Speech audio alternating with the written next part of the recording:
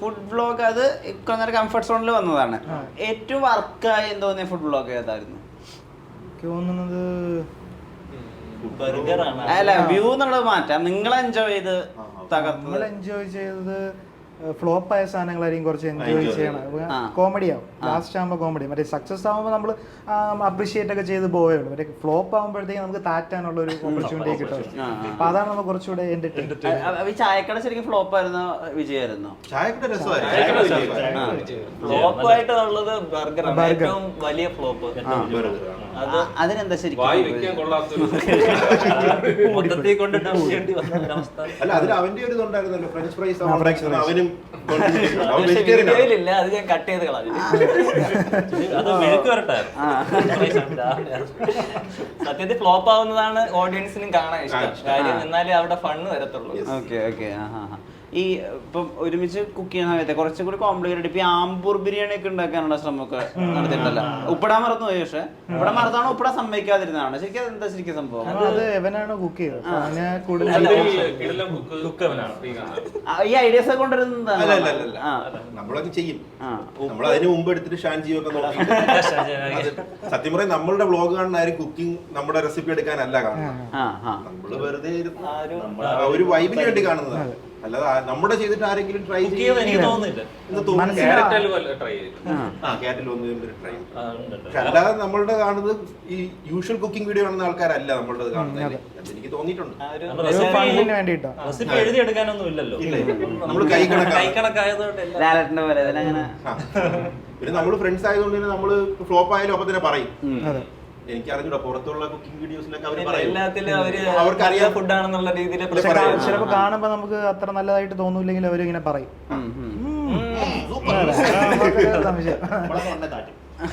നമ്മള് cooking vlog നമ്മള് vlog ചെയ്യാനൊരു എന്ന് വെച്ചാൽ എളുപ്പം അതായോണ്ടാണ്. നമുക്ക് കണ്ടന്റ് സംസാരിക്കാനും വേറൊരു ആക്ടിവിറ്റി ചെയ്തുകൊണ്ടിരിക്കുമ്പം സംസാരിക്കാം. അല്ലെങ്കിൽ നമുക്ക് വേറെ വ്ളോഗൊക്കെ എടുക്കാനാണ് കൂടുതൽ ഇഷ്ടം. പക്ഷെ നമുക്ക് കംഫോർട്ട് ഈ ആക്ടിവിറ്റീസും കൂടെ ഉള്ളതുകൊണ്ട് കണ്ടന്റ് ദാരിദ്ര്യം വരൂല. പിന്നെ ഒരുപാട് ഡിഷ് ഉണ്ട്, അതങ്ങ് ഇറക്കിയാൽ മതിയല്ലോ. എത്ര വേണോ എടുക്കാമല്ലോ. ആളുണ്ടെങ്കിൽ എത്ര വേണോ എടുക്കാം. ടഫിനനുസരിച്ച് കണ്ടന്റ് കൂടിക്കൊണ്ടേയിരിക്കും. യൂട്യൂബിലെ റെസിപ്പിയും കൂടെ ഉള്ളതുകൊണ്ട് എത്ര വേണോ എടുക്കാം. മുമ്പുള്ള പോഡ്കാസ്റ്റിലും ഇപ്പോഴത്തെ പോഡ്കാസ്റ്റിലും അങ്ങിങ്ങായിട്ട് ഈ ട്രിവാൻഡ്രം സിറ്റീനെ തന്നെ നിങ്ങൾ തന്നെ ട്രോളുന്ന പോലത്തെ കുറെ കാര്യങ്ങളൊക്കെ ഉണ്ട്. അതിൽ ചില കാര്യങ്ങളൊക്കെ ഭയങ്കര ഹിറ്റായി. ഇപ്പൊ ഉദാഹരണത്തിന് ഈ കണ്ണൂർ മോക്ടെയിലൊക്കെ ഉണ്ടാക്കുന്ന സമയത്ത് എന്താ ഉണ്ടാക്കണമെന്ന് ചോദിക്കുന്ന സമയത്ത് കണ്ണൂർ മോക്ടെയിൽ, പക്ഷെ നമ്മുടെ ഒരു രീതിയിലാന്ന് പറഞ്ഞാൽ എന്നാ ഞാൻ പോയി മുരിങ്ങക്കോല് ഭയങ്കര ഹിറ്റായിരുന്നു. അതിനോട് കുറെ എന്താ ഉദ്ദേശം എന്നുള്ളതിന്റെ ഭയങ്കര ഹിറ്റായിരുന്നു അതാണ്. അപ്പൊ നിങ്ങൾ തന്നെ പറഞ്ഞിട്ടുണ്ട് ഇവിടെ നൈറ്റ് ലൈഫ് കുറവാണ്, അല്ലെങ്കിൽ ഓരോരോ വിമർശനങ്ങൾ നിങ്ങൾ തന്നെ പറയും. ആ സിറ്റി ജീവിക്കുകയും ആ സിറ്റിനെ പറ്റിട്ട് തന്നെ ട്രോൾ ചെയ്യുകയും ചെയ്യുന്നതിന് ഒരു ആളുകൾ എന്താ പറയാറ്? നമ്മുടെ പോഡ്കാസ്റ്റ് ടൈമിൽ ആ ഒരു സിറ്റിയെ പറ്റിയുള്ള ഇത് നമ്മൾ പറയാറുണ്ട്. ഇവിടുത്തെ സ്ഥലങ്ങൾ പോത്തങ്കോട്, കഴക്കൂട്ടം, ശ്രീകാര്യം ഒക്കെ ഒരുപാട് പേർക്ക് ഫെമിലിയർ ആണ്. അത് കണ്ടു തന്നെ ഒരുപാട് പേര് ഇവിടെ അഡ്മിഷൻ ഒക്കെ എടുത്തിട്ടുണ്ടെന്ന് പറഞ്ഞു കേട്ടിട്ടുണ്ട്.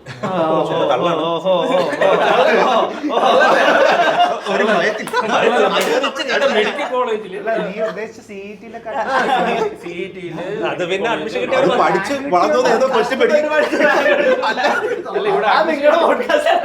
ഇവിടെ തിരുവനന്തപുരം ഓപ്ഷൻ വെച്ചിട്ട് ആൾക്കാരെ വരെ നമുക്ക് പറ്റും. കൂടി പോയില്ലേ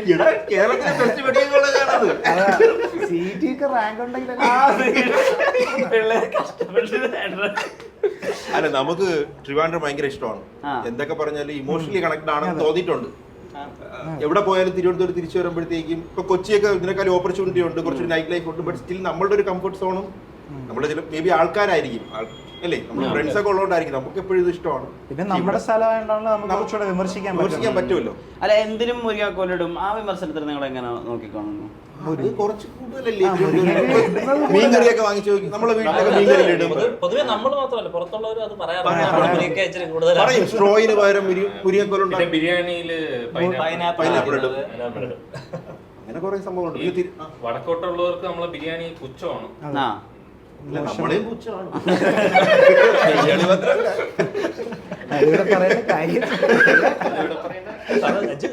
സിറ്റി ഭയങ്കര ക്ലീൻ ആണ് എന്നുള്ളൊരു.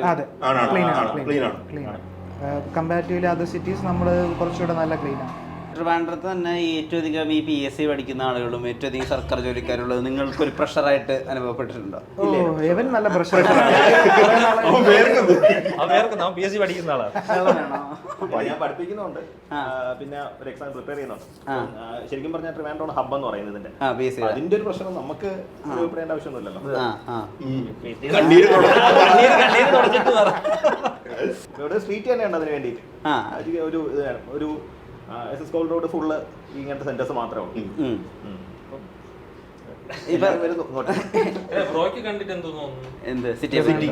എനിക്കിത് ഏറ്റവും അധികം വലുപ്പമുള്ള ഏറ്റവും അധികം വൃത്തിയുള്ള സിറ്റി ആയിട്ടാ തോന്നിയിട്ടില്ല. പക്ഷെ ഇതിന്റെ ഒരു ഗുണവും ദോഷമായിട്ട് എനിക്ക് തോന്നിയിട്ടുള്ളത് ഈ റെട്രോ സൈഡാ. കുറെ പഴയ കാര്യങ്ങളുണ്ട് ഇവിടെ, അതിന്ന് മുന്നേറാത്തത് ഒരു മോഡേണൈസ് ആയിട്ട് ഒരുപാട് സിറ്റി മാത്രമേ അങ്ങനെയുള്ളൂ. ഇവിടെ കഴക്കൂട്ട് ഏരിയ ഒക്കെ ഇപ്പൊ നല്ല ഈ ഒരു സ്ട്രെച്ചില് നമ്മളിരിക്കുന്ന ഇപ്പൊ ബൈപ്പാസ് ആണ് ടെക്നോളജി. ഈ സൈഡിലോട്ട് ഇപ്പൊ നന്നായിട്ട് വികസിക്കുന്നുണ്ട്. പിന്നെ എനിക്ക് തോന്നുന്നു ഈ റോഡ് ട്രാൻസ്പോർട്ടും കുറച്ച് നമ്മുടെ കുറച്ചുകൂടെ ഈസിയാണ്. എറണാകുളമൊക്കെ വെച്ച് നോക്കുമ്പോൾ കുറച്ചുകൂടെ തിരക്ക് കുറവാണ്. കുറെ മരങ്ങളുണ്ട്. പിന്നെ രാവിലെയൊക്കെ കുറെ അമ്പലങ്ങളിൽ അതൊക്കെ വൈബാണ് സംഭവം. നമ്മൾക്ക് പുറത്തറിയുന്ന ട്രിവാൻഡ്രത്തെ പ്രധാനപ്പെട്ട ഫുഡ് ആയിട്ട് അറിയുന്നത് ഈ ചിക്കൻ പെരട്ട്, പിന്നെ ഈ ദോശ, രസവട, പപ്പടം, ഓംലെറ്റ്, ഇതാണ്. ഇതല്ലാതെ ശരിക്കും തിരുവനന്തപുരത്ത് എന്താ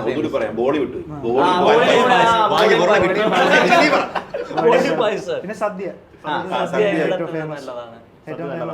ബാക്കിയുള്ള സദ്യകളിൽ നിന്ന് ഇവിടുത്തെ സദ്യയിൽ ഇങ്ങനെ ഓരോരോ ഐറ്റമുകൾ ഓരോരോ സമയത്തേ വരുള്ളൂ. അതെന്താ ശരിക്കും അതൊന്ന് എക്സ്പ്ലെയിൻ ചെയ്ത് തരും. അല്ല, ഇവിടെ കറക്റ്റ് അറേഞ്ച് ആയിട്ട്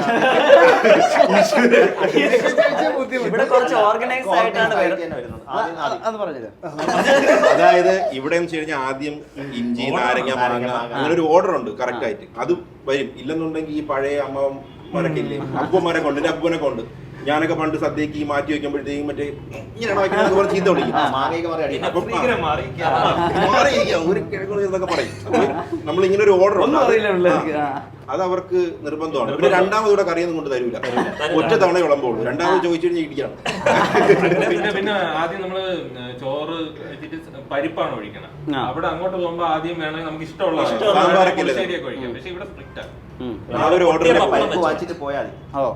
ഇവിടുന്ന് കഴിക്കുന്നവർക്ക് അറിയാം ഈ ഓർഡറിലായിരിക്കും ഫുഡ് വരണം. അപ്പൊ നമ്മൾ ആദ്യം പരിപ്പ് കഴിച്ചിട്ട് കുറച്ച് ചോറ് ബാക്കി വെച്ചിട്ട് സാമ്പാർ, അത് കഴിഞ്ഞൊരു 3 പായസം, അത് കഴിഞ്ഞ് ബാക്കി 3 പുളിശ്ശേരി, രസം, മോരൊക്കെ വരും. അവിടത്തെ അങ്ങോട്ട് കല്യാണത്തിന്, കണ്ണൂരൊക്കെ കല്യാണത്തിന് പോകുമ്പോഴും നമുക്ക് ഇതെന്തോന്ന് സദ്യ തോന്നും. ഇങ്ങനെയാണ് ട്രെയിൻ ചെയ്തിരിക്കുന്നത്. അല്ല, നമ്മള് കണ്ണൂര് ഒരു കല്യാണത്തിന് പോയിട്ടുണ്ടോ? അപ്പൊ അവിടെ തന്നെ ഈ കറികളൊക്കെ കുറവാണ്. ഇവിടെ എന്ന് പറഞ്ഞാൽ ഇഷ്ടം പോലെ കുറെ കറികളൊക്കെ കാണാൻ തന്നെ ഒരു ഭംഗിയാണ്. പക്ഷെ അവര് ഫോക്കസ് ചെയ്യുന്ന ബിരിയാണിയിലാണ്. അവിടുന്ന് ബിരിയാണി സൂപ്പർ ആയിരുന്നു. നമ്മൾ കല്യാണ ബിരിയാണി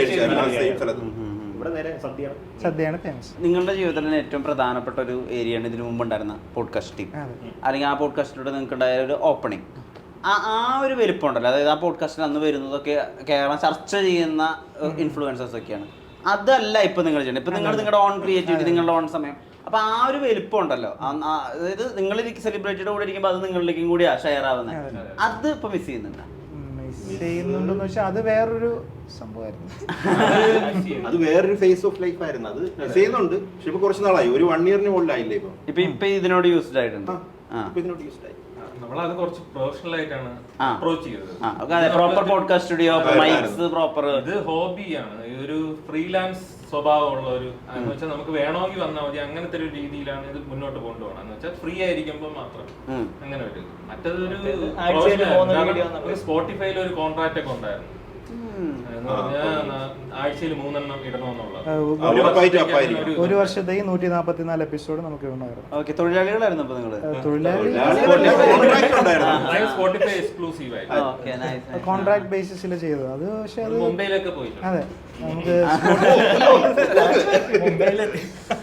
ആ പോഡ്കാസ്റ്റ് മാത്രം നിങ്ങളെ തിരിച്ചറിഞ്ഞ ആളുകളില്ലേ? അറിയപ്പെടുന്നത് കുറച്ചൊക്കെ അങ്ങനെ തന്നെ. അല്ല, അതിന്റെ ഒരു ഇത് ഭയങ്കര കൂടുതലാണ്. നമുക്ക് കുറെ ഇപ്പോഴും ഒരു ഇമോഷണൽ കണക്ഷൻ ഉള്ളതും ആ പോഡ്കാസ്റ്റിന്റെ ഒരു ഇതാണ്.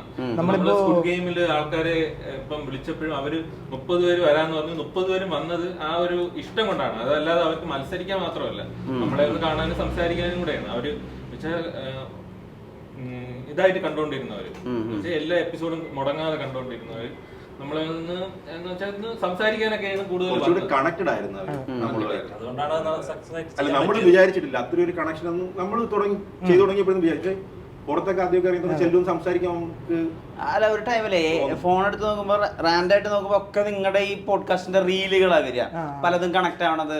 ഡേറ്റിംഗ് ലൈഫിനെ പറ്റി പറയുമ്പോ വിനുവിന്റെ മുഖം ഇങ്ങനെ ആവണമെന്നൊക്കെ ഭയങ്കര വളരെ കണക്റ്റഡ് ആയിരുന്നു.